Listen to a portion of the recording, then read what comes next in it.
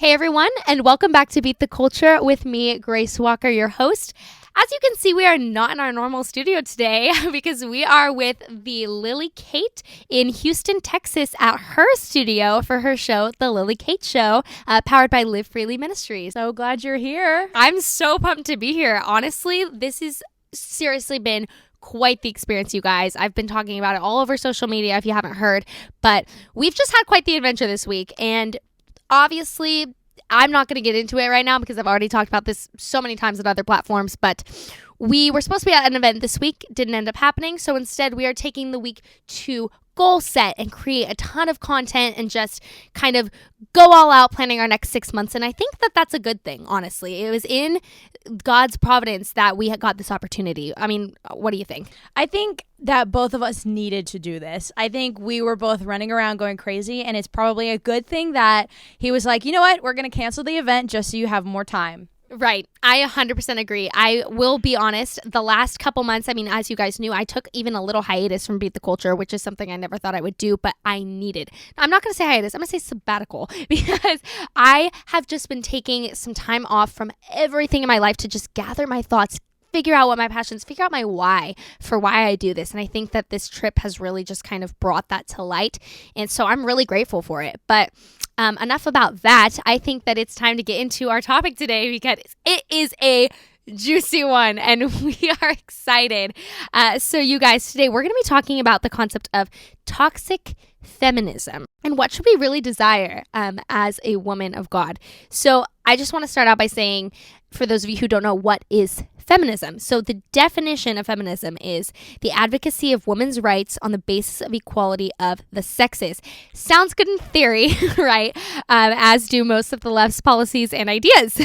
But obviously we're doing an episode on toxic feminism and that concept. So let's kind of dive into it. So Lily, when you immediately think of the concept of toxic feminism, what comes to mind? Blue hair, pink armpits, hair, overweight, selfies with your cat, that kind of woman. And as you can see that that's already a picture of a woman that is not embracing real femininity. You know, you have to ask yourself, what's real femininity and how is that the opposite of what feminism actually is? Because feminism, as you said, advocacy for women's rights based on the equality of the sexes. Sounds great. But really, third wave feminism, or the type of feminism that we have now, is not that. That is not what feminism has become. In fact, feminism has gone past the goalpost and turned into a social media and cultural influential movement that wants to kill all men, that hates on men, that says men are the most horrible things that have ever existed in the world. So they really have overachieved with this whole idea of feminism. So when I think of, feminists, I think of exactly what I described, and that's not the type of woman that a woman of God should strive to be. Absolutely. And I think you just basically defined the concept of modern day feminism, and what started out as a good movement has just turned into something so toxic, and so we're not teaching the next generation what it is to be a good woman with modern day feminism. Well, all we're teaching them under the guise of feminism is how to act more like men or how to hate men, because positive energy and saying, hey, this is constructive, this is what our idea is, this is how we're going to build this idea up. This is a squabble I have with like all conservatives, right? I'm like, you keep saying no, you keep running from something. We need to have something that we are saying, yes, this is exactly what being a woman is. This is exactly what being a man is. And so what conservatives have failed to do with this whole idea of feminism is say, no, this is what a woman is. Right? They're only busy talking about what a woman is not. Exactly. I took the words out of my mouth literally, but I just I genuinely see like this whole modern day feminism movement is just trying to convey that men and women should be equal. They should be the exact same, or even above that, above and beyond that, women should be above men. And I just kind of like, let's just think about the definition of equality, because equality is not always fair, right? Fair isn't always equal. The definition of equality is that everybody gets the same thing regardless of needs, whereas fairness is that everybody gets what they need or they deserve. It caters to their needs. So we're fighting for this concept of equality, but really that's not what we should be desiring. So let's talk a little bit about what does the culture want in a woman now, right? Well, when you ask the culture what they think a woman is, they think sexy, they think powerful, they think a total bitch to everyone else, a strong, independent queen, don't need no man. And I think that is the epitome of the toxicity that we're talking about, that we're getting at today. It's the fact that what they want in women now is something completely converse to what the essence of a biblical woman actually is. So, they want someone who owns a company and never has a family, who never really does anything with her life except compete with men in the workplace. They want someone who's bitter, who's going to end up cold and harsh. And, if you're a girl listening to this podcast, that's not at all what makes us happy. That's not at all what keeps us going. We're not motivated by how much money we can make. We're not motivated by the challenge. We're motivated by family and community, and when we feel beautiful and when we feel completely connected to the beauty around us. And when you ask the culture, what is the woman that you're wanting? They're wanting the exact opposite, as I said, of a biblical woman. 100%. I think to even further understand the point we're trying to make, I think it's important to recognize what the culture wants out of a man as well. So when you look at the definition of the culture's definition of a perfect man, or what they want in a partner or whatever, what do you see? A man who's completely subservient to a woman. And in their narrative, this relationship makes sense, but in reality, this is not the relationship and the way that the sexes relate to each other that makes sense at all. Because men are powerful, men are leaders, men are supposed to be domineering. And I'm not saying that women can't be those things. I'm saying naturally a woman's inclination is to be more submissive, is to be more gracious and loving, because the left and the culture now want men to be soy boys. They want men to only eat avocado toast. They want men to not work out. They want men to, in all due respect, be completely pathetic and be able to be pushed over. And as guys and girls, we can't let that happen. You can be a strong woman without being an awful woman. You can be a strong man without being, a soft, simpy guy who is really just pathetic and wimpy. You can be those things and fight back in the area of gender roles. But we need to, again, define exactly what it is that a man is and a woman is and build up those profiles, as opposed to saying, well, only those things are not what a man is. You have to define what it is, not only by defining what it's not. Right. And I think it's important to recognize, too, the double standards that the culture has created for treatment of each other, treatment of men to women. No. Yes, men to women, woman to men. There's so many double standards. And so immediately I think of a conversation me and Lily even fell into and had today of just the concept of a TikTok that we saw that was oh, it's hot girl summer. I can flirt with whoever I want. But when the boy does it, it's wrong. Ha ha ha. And it's easy to just laugh and things like that. Well, going along with that, a bunch of obese girls will say it's hot girl summer. And then everybody will be like, you're so beautiful. This is great. You're amazing. You're taking care of your body, which she's not. She's obese. Then you have a guy do that and he's not the most fit guy. He's not a model. Right. And then you'll get all these girls saying, oh, I would never date you. You're so ugly. But Guys that's okay. But that's okay to say, right? In the culture's eyes, it's okay for women to pick on men's body standards, but it's not okay for men to pick on women's body standards. There's the lack of respect that I see from females to men nowadays. It's honestly heartbreaking because men deserve the same respect that we deserve. We've talked up the concept of, oh, we're women. We deserve so much, blah, blah, blah, blah, blah, that we're just completely insulting men and acting like it's normal. And that doesn't make you a woman worth fighting for. If you want a guy to come and fight for you, you have to be worth fighting for. It's so funny because military guys are the best way to thank us is to be a citizen worth fighting for. And whether that's the same on the scale of a nation, like with the U.S. military, or if that's the scale on the same as you in a relationship with a man, the principle still applies. You have to be worth fighting for, which ties in the ideas of excellence and standards, which we're going to be talking about in our podcast. Oh, yes. Little slight plug. I'll make sure to put that in the show notes. But so the next aspect, just for those of you listening, if you do have little kiddos or kids in the car, let's make sure that we save this podcast episode for another time when you're alone, just because I never want you guys to accidentally play something that is not for them while they're there. But I just want to talk a little bit about being sexual and what that means, especially from a cultural perspective. The left has boiled sex appeal into the entire essence of a woman. And I know Lily has a lot to say about this because her entire brand just kind of deals with the concept of femininity and things of the sort. So why don't you tell us about that? So recently, we have all seen the new Miss Nevada is named Cataluna Enriquez, and he's a guy. He's a guy who ended up getting surgeries, making himself look like a woman. And I'll be honest, it's a very convincing body that person has. And so I competed in beauty pageants for a while. Right. I didn't do that well, but I still learned a lot, and it was so much fun. Great experience. And, totally. And would do it again in a heartbeat if I had like less than 20 pounds on me. Stop it.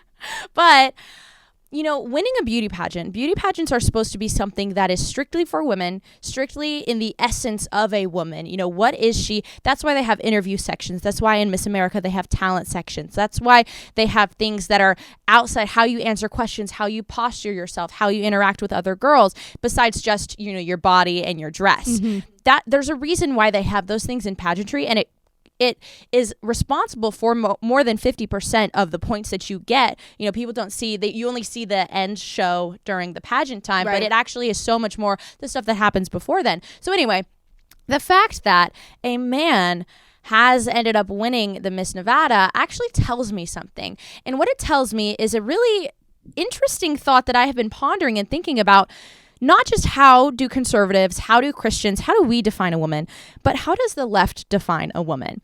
And I don't think that they would define femininity or womanhood as the way with the blue hair and the cats and, the singleness and being angry on Twitter, a social justice warrior. I think they would define it as someone who looks like a woman. They obviously define it as someone who thinks that they're a woman too, but it's been degraded down to just how a person looks. Because if Cataluna Enriquez can get away with winning a beauty pageant competition just because he looks like a woman and has done the work to become that's pretty demeaning of the definition and the allowance of what the left is considering to be a woman. So as you can see, they have boiled the definition of woman down to simply just being sexual and looking like a woman. Because if you go to Cataluna Enriquez's Instagram, it's pretty sexual. And parents, again, don't let your kids go on Instagram and look up that specific account. Let's not. Let's keep the kids off Instagram altogether, shall we? Yeah, that's a whole nother podcast episode for another time, but totally in support of that. Yeah. And so as we can see, you can win a beauty competition based on how sexy you are. And that is the left's definition of womanhood. You can see it in rap music. You can see it in culture, even with like Marvel movies, right? Scarlett Johansson has no powers. Okay, she has nothing cool about her. She wasn't born on a different planet. Her character, Black Widow, was just like wasn't she a Russian spy that got trained as a ballerina? There's nothing special about her, but they keep her in because she's sexy. Right. Yeah, that is a really valid point. I never even considered that until we had this discussion, and this is why it's so fun to have guests on the podcast. But seriously, I mean, it's very accurate. It's like they have pretty much became a demeaning definition is what it really is. Well, and it's funny too, because with rap music now, women are like, I don't like being objectified. And you're like, well, look at the stuff that people are singing about you. Look at what Cardi B's singing. Posting. Look at the way that you're posing. There's just so many, it just doesn't make sense. It's like you want something, but you're completely doing the opposite of what it takes to attain that goal. So I want to talk a little bit about what it is that make women unique. What's beyond the physical aspects. And I mean, obviously our physical beauty, we can get into that, but beyond that, what makes a woman unique and different than a man? So immediately, let's think of the main, right? Childbirth, right? First of all, it'd be silly not to include that. Childbirth is huge. I know that this is like really controversial, especially in emojis, but women are the only gender that can give birth, the only sex, and that is one of the most important obligations that a woman has. Period. End of story. Moving on from that, we also have a homemaker, a mother. Like once you actually give birth, being able to raise the child. That's an epic role to have. And I think that the society completely shames women for having that desire in life. Which is further proof, the fact that feminists don't allow, they yell at women who want to be women. There was recently, I don't know all the details, but this reporter lady who is avid feminist, just awful, right? She has a child. And I'm not sure if she has a husband or not, but she has a kid. And she's like, wow, she wrote this article saying, very reflective, really beautiful article saying, hey, maybe it's nice that I get to care for someone else in my life. Maybe I like being a mother. Maybe that's a good thing. And leftists were mad at her. So that's further proof that the left wants to actually destroy femininity because of the idea of feminism. They hate women who want to cook for their husbands. I mean, come on. You were telling me just now, I'm a great cook. I love cooking for my boyfriend. That's one of the most fulfilling things I get to do. I love taking care of the house that you've been staying at with me. I love doing all that. That's not something that necessarily makes me a woman, but it's something that a woman enjoys doing because she loves being subservient. She loves serving and loving on people. And because the definition of a woman is way more than just the ability to give birth. And I feel like the left likes to tell us, and limit us and say, oh, you just think she's her body. It's like, no, we actually legitimately believe that she's much more. But the ability to have children makes her infinitely protectable and infinitely valuable. Oh, yeah. And I mean, this could go a multitude of different ways, but I mean, this draws into the whole self-love movement. This draws into the pro-life movement. There are so many different tangents we could go off of on this topic alone, but I think the general synopsis of it is that these gifts that God has given us as women are good. So we should not be listening to the culture trying to tell us that they are not. Additionally, as Grace and I were at a coffee shop and we were getting in the car, we were talking about how we were like, shoot, man, guys have it so hard. They have to provide for the women. They have to listen to us complaining. Like, they have to be that strong support for us. What do we have to do? All we're expected to do is like have children and raise a family. Men only fight wars. They don't fight wars for each other. They literally fight wars to protect the women and children. Women have it so good. We have it so good, you guys. And so therefore, we should be motivated to take that responsibility with a little bit of dignity and say, I'm thankful that I'm a woman. I am literally the crown of creation. I was the last thing on earth that God created, which means I'm the most intricate, I'm the most delicate, and I'm of the utmost value. So the notion that Christians don't believe women are equal, absolutely. Created equal before God, of equal value. Now, of equal responsibility, equal goals, equal traits. No, because you can't even compare them. It's like literally apples to a friggin' motorcycle. You do not compare men and women. No, absolutely not. I want to discuss biblical gender roles, okay? Because we've talked a lot about the culture, what the culture expects. We've touched a little bit on biblical gender roles, but there are just so many great examples in the Bible of powerful, strong women and what the very essence of a woman is and what we should strive to be like. So I just kind of wanted to dive into some of those examples. So the number one that I first think of is just, let's think of creation. Let's think of Genesis. Let's talk Adam and Eve.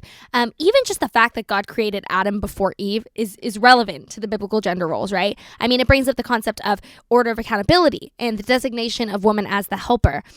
So Genesis 2:22, the verse itself says, "And the rib that the Lord God had taken from the man, he made into woman and brought her to the man."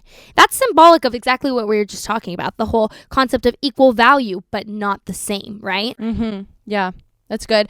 And actually, a side note on creation, as I said earlier, we were created last, so we are utmost valuable, right? What I mean by that is if you look at the order of creation, you have first light and dark.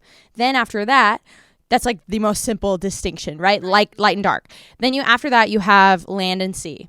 That's like one of the other most simple distinguishing, things about the world, water or land. Then after that, as it goes along, each different set of creation and each level, each stair step that God takes, it gets more intricate, it gets more valuable, it gets more and more complex, infinitely more lovable. And then finally, as that goes up from from plants to sea animals to birds to land animals and then off to man and then woman, you can see that in the order of creation, as creation progressed, everything got more delicate, more protectable, more intricate. And that's why women, we need to be understanding our role in the world from a perspective of we were created last, but not least, last because we are infinitely protectable. And doesn't it make you feel good when there's someone who wants to protect you? Doesn't it make you want to feel lovely? Isn't your deepest question, am I beautiful? Is someone going to cherish me? Is someone going to love me? That's literally a woman's deepest question. And so, the feminists are asking us to deny that burden and take up the burden of a man, which is providing for a family or competing in the workplace or fighting wars. I mean, when they announced that they were possibly going to start drafting women in the military, that's enough equality for me today, because it's not natural for women to want to fight. No, I mean, our bodies are completely different from men, very obviously. They are built for that. We are not physically, biologically built for that. So why would we need to be drafted into the military? Absolutely not. I think it says something more about the society itself, who is drafting their daughters and wives to fight for them. That's like really pathetic. Yeah, honestly concerning. I mean, if there's not men that are willing to stand up in front of their wife and their daughter, then you should be looking for a different man. Because that's the job of a man. The job of the man is to go ahead of the wife to clear a path for her. He's not sitting on top of her shoulders and reaping all the benefits and grabbing the fruit from the trees while she's trying to stumble along. He's supposed to be bigger to protect her. And girls, does that not make you love the purpose that God has for a man and love the purpose that he has for you? So think about it in a way where he's supposed to go before you, just like Christ went before the church. Oh, yeah. That totally brings up another thing. Ephesians. Wait, what did I just say? Ephesians. I know how to say that, I swear. Ephesians 5. The concept of wives submitting to their husbands. And typically people just say, oh, wives submit to their husbands, and that can just start an argument all within itself. So oppressed. Women are so oppressed. So oppressed and sad. But let's talk about what it says directly after that, okay? Wives submit to your husbands, but husbands are supposed to lay down their lives for their wives. That's literally the next verse in Ephesians 5. And that is just, I don't understand how that goes overlooked so often when people bring up that verse, right? Yeah. Men's burden is to literally lay down their lives, like in the military and for their wives. Like their biblical calling is to lay down their lives for the women and for their children.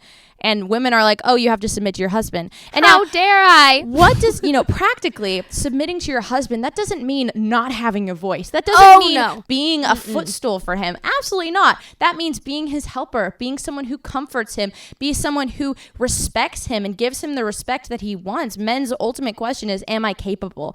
Am I enough for this challenge? And if the woman is telling him, no, you're not, I'm going to disrespect you in everything that I'm doing, then that's not going to make him love you anymore. No, so practically, the word submit has such a terrible connotation from it. So bad. And in the Hebrew translation, it doesn't even translate to the word submit. Really? Yes. Oh, facts blown. I think that one thing that people tend to do is they tend to equivocate. Is that a word? Equivocate? Equivocate. I don't know if that's it either. They tend to put the word submissive and the word quiet as synonyms, right? And they're not. And oppressed. Okay, yeah, we can add that to the list. But seriously, submissive is not negative, okay? You can have a voice, but ultimately there has to be the head of a household, and that is the man. Sorry to break it to you. Biblically, that's how it was created. And trust me, long term, you will be happier because of it, because there will come a time when there's a difficult decision you have to make, when there's financial trouble that you're going through, and your responsibility is not to deal with it. Your responsibility is to be loving and to be nurturing and caring. And yes, maybe once or twice you'll have to cook for your family. Oh, no. But isn't that a nicer burden than having to do all the super manly stuff and fighting the wars? Yeah. Let's talk about the Proverbs 31 woman for a second. That is a topic, or just even a definite, what's the word? It's literally like just brought up all the time for me. Like when I'm thinking of the go-to. Yeah, it's like the go-to passage of like what a woman is, like the very essence of a woman in the Bible. Proverbs 31. And that becoming a Proverbs 31 woman, which if you haven't read Proverbs 31, I was going to read it on here and I realized it's very long, so I'm not going to do that, but read it tonight. It's very important. But being a Proverbs 31 woman is not a matter of checking off a list of accomplishments to attain the perfection of the virtuous woman in the Bible, but rather it's studying the virtues described and living a life of which they are evident to you. I mean, the real Proverbs 31 woman is one of virtue and character. And even in that passage, the Proverbs 31 woman isn't just sitting there submitting to her husband. She does submit to her husband, but she's also working hard. She's caring. She's loving. She's hospitable. She's running a whole business. Yeah, she really is. I mean, there's nothing that says woman cannot work, right? Yeah. No, yeah. We're doing this right now. We just don't have to, obviously, in society, work to be the one to win the bread for the house. Right, exactly. We get to do fun podcast episodes instead. But seriously, guys, read that passage and just look and see. That is the example we should be trying to live up to, not what the culture is telling us is a woman, right? Yeah, well, and also you need to notice that in Proverbs 31, she has servants. She doesn't have slaves, but she has servants, people who are working for her as she's building this community and building her house and building her business and selling, the garments that she dyes to tradespeople. Like, first of all, she's running a business. Second of all, she has employees. Third of all, she's doing all of this while getting up in the morning and going to bed a little bit later than everybody else. She's the one who is driving this whole thing. And so the idea that, biblical women have no leadership is totally bogus. I mean, look at Esther. She literally saved the whole race of Jews just because she was a Jew and the king loved her, right? Mm-hmm, she right. literally saved the whole race and helped the messianic promise actually be fulfilled because Jesus was born a Jew.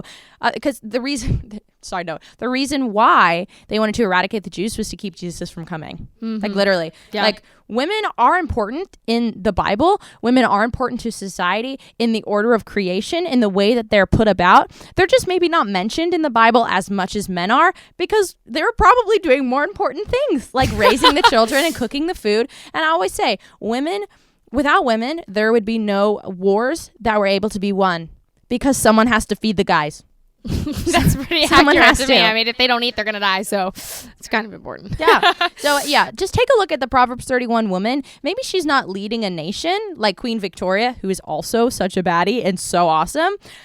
But, she has her own tribe. She has her own purpose. She has her own impact. And she's doing it in a way that was notable enough to get her mentioned in the Bible, the greatest love story of all time. Right.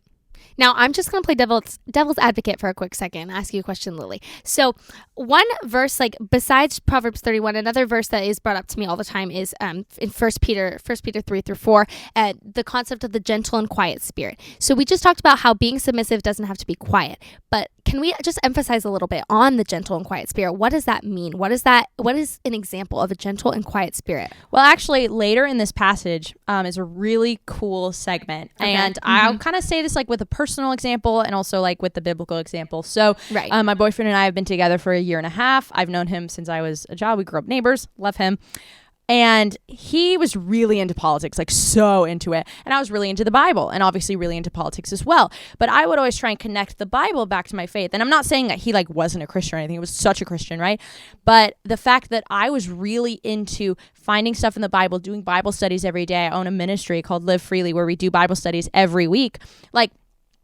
And he's often told me that the way that I impacted him the most is because I didn't outright tell him and say, hey, you need to read the Bible more and throw a Bible at him. No, I spent time with it. I would tell him, hey, I'm doing a little Bible study right now. I'll call you in a second. He said that was really impactful to him because he was able to prioritize that as well. So in the second part of this 1 Peter 3:3-4 section, what it actually says is that you must lead by example. You must not go out and tell them exactly what they're supposed to do, but you will lead by example. And so I'm inclined to think that if God says that women lead with a gentle and quiet spirit, they lead with action, they lead with doing the things that they set out to do, then that will impact other people. I know that every single person who's listening to this has had a moment where they say, wow, I led that person by example. I'm really proud of that.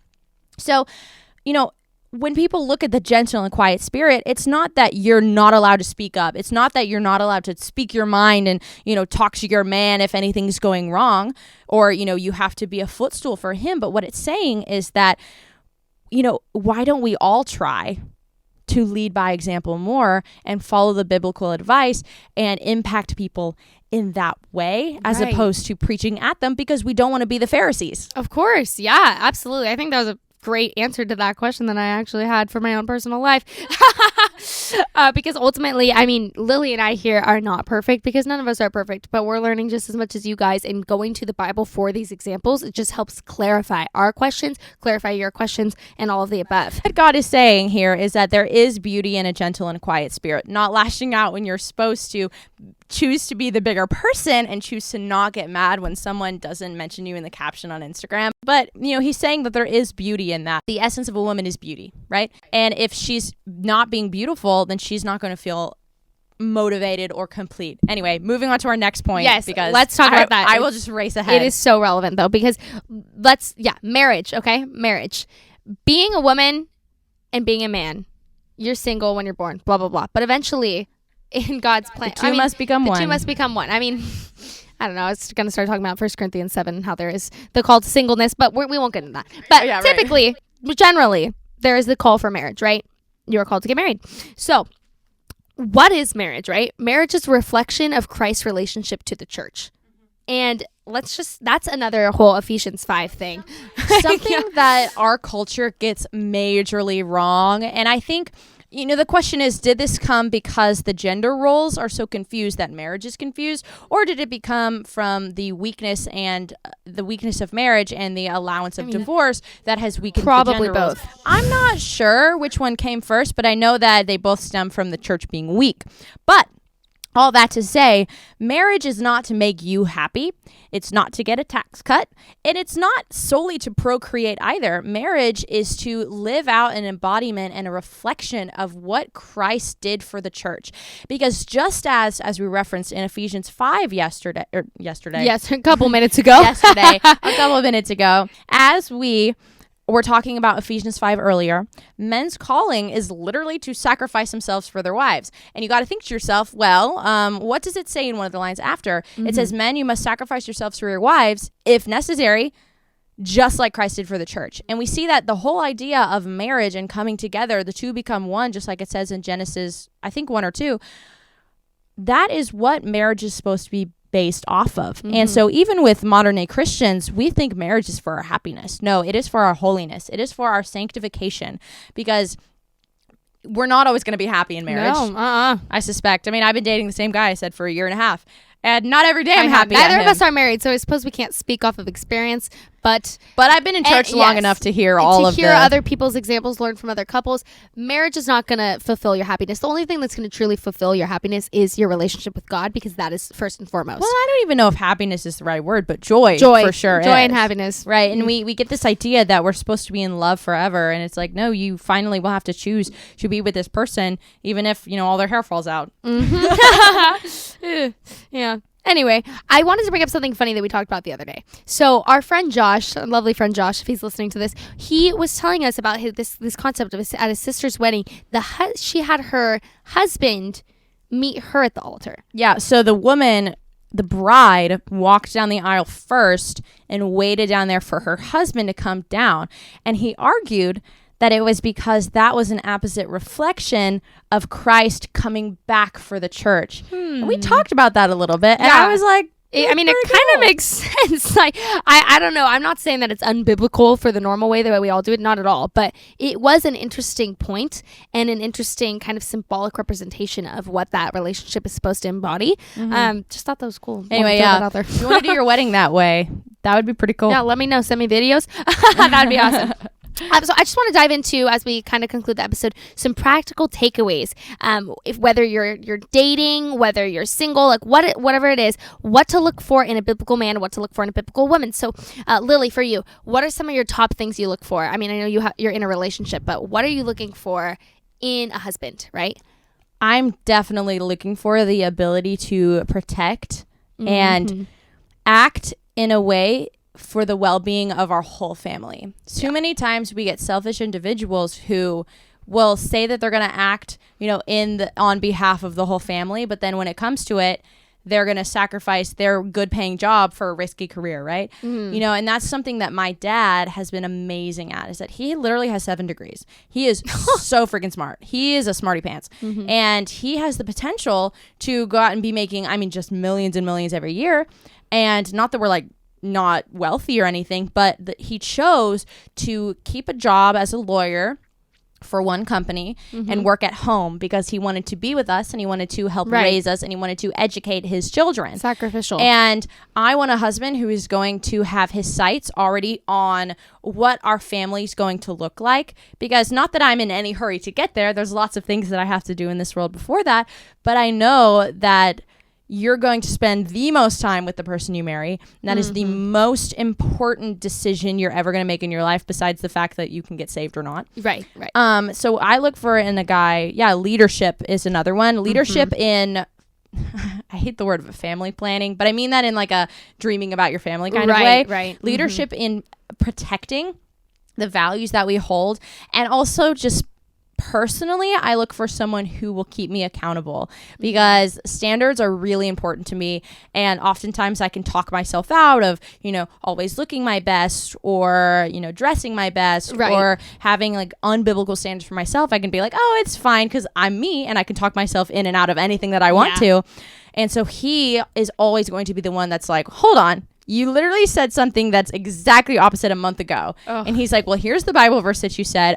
You shouldn't do that. And that's just personally for me, because I am always into achieving more and proclaiming excellence and reaching a level that I'm proud of. Yes, but I feel like all of those are things that we should all be looking for sure. I mean, for me as well, definitely leadership, and that, not when I say independence, I don't mean like that he's independent and doesn't need a wife eventually, but just the ability to be independent, the ability to not dependent. Right. Yeah, exactly. Not needing to be dependent. He can provide for himself, because if I can see a man being able to provide for himself with goals, with aspirations, with a plan in mind, then I can fully trust that he will be able to provide for me, for our family in the future, right? That's huge for me, being able to see that. Well, and you don't have to go in and fix him. Right. Oh my gosh. I could go on with that one. It's true. Going into a relationship with the mindset of, oh, well, we can work on that. Yes, you're never going to be in a perfect relationship. That's not what I'm getting at, but that's just a bad mentality to have. Missionary dating, for example. No.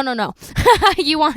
Wait, what does that mean? Oh, you've never heard of missionary dating? No, I'm not a real Christian, apparently. Oh, missionary dating is when you, as a believer, as a woman in Christ, date a non-believer with the goal to, well, I'll help him get saved. Okay. Flirt to convert. You've heard of that. Flirt to convert. That's hilarious. No, we don't want that. Oh my gosh.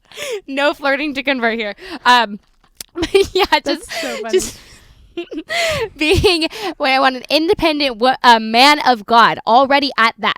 That is how you know he's ready for a relationship. And again, in Christianity too, you are dating to marry, right? I mean, so why would you date someone who isn't ready to get married? It doesn't make sense. Well, yeah, you're going to look for intentionality in someone. You want intentionality, not just in your relationship, but if you're, here's a good life hack, girls. If you're unsure about his intentions with you, ask him what his intentions are for his career. Ask him what his intentions are for his parents. How does he respect his parents? Ask and see what his intentions are for the rest of the things in his life. And if he is only halfway going to the gym every day, or if he's only halfway doing his work, if he has potential to get better grades, if he's not being intentional about getting better and thinking long term, then he's probably not thinking that about you. He needs to be assertive. He needs to be motivated. Self-motivated is huge, like all of the above. So true. But just a couple passages you guys can look for in the Bible, because again, I always want to point this back to the Bible. Look into the Bible for the standards you should be looking for in a man. Look for godly men in the Bible for that. But 1 Corinthians 7, super, super good. And then Ephesians 5, super, super good. Great info there. And then moving... Well, and also, if you're trying to get ready... moving on. Sorry. If you're trying to get ready for a relationship, go through 1 Corinthians 13, that's the love chapter, and ask yourself, am I ready to be patient? Am I ready to be kind? Am I ready to, be self-sacrificing? Yeah, that's actually literally where I was going with that. Was number 2, like, that's what you're looking for in a man. But woman, what about yourself? Like before you date, before anything, you want to be what a godly guy would be looking for, a godly woman. So what kind of traits is that? And just like you said, 1 Corinthians 13, really good to look at. I mean, you want to be trusting, you want to be caring, loving, strong, have a servant's heart, things of the sort. You just want to embody that Christ-like woman before you're ready to be a Christ-like wife. Proverbs 31. Boom, read it. A good question to always ask yourself is about yourself or about a partner is, would the culture approve of this? And if your answer is yes, then you should probably change that answer into a no, because if the culture is going to accept whatever that thing is or that trait, you're not living set apart from the world. That's not beating the culture. I love that name. I always use that. That is being beat by the culture. Oof, we don't like that one. And then I just want to end this with a little bit of a personal touch. I always like to end it. So, Lily, what type of personal things have you been doing to kind of grow into that woman of God that you aspire to be one day? I've been learning how to cook really well. Oh, okay. That is just one of them. Yeah. Another one is, I think after finally a year and a half, he's about to go to college, right? And I'm getting like really scared because I've been, you know, my whole life he's been my neighbor, and I'm like, oh my goodness, this is about to change so much. So I think one thing that I've been doing is trying to find way more grounding for my romantic life in Christ. Good. Does that make sense? No, it absolutely I hope makes that sense. does, because he's always been here. He's always been literally right next door, so I can hang out with him whenever I want. I can do whatever I want at whatever time that he's available. We used to just run, you know, mundane errands together, and he'd make it fun. Now I'm not going to be able to have that release, to have that person who's always there, who I know loves me.